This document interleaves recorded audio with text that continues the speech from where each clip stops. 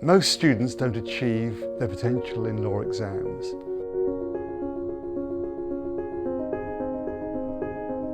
Think of yourself more as a judge sitting in the Court of Appeal, writing a judgment. That's the way to get a first. I've taught at New College, Oxford, Sub-Dean at UCL, King's College, London.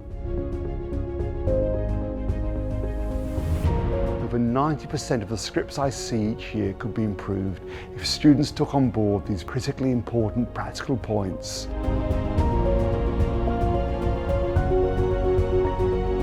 Subsequent English case law appears to favour the broad bachelor approach. Do you agree with Moncrief or do you agree with Bachelor?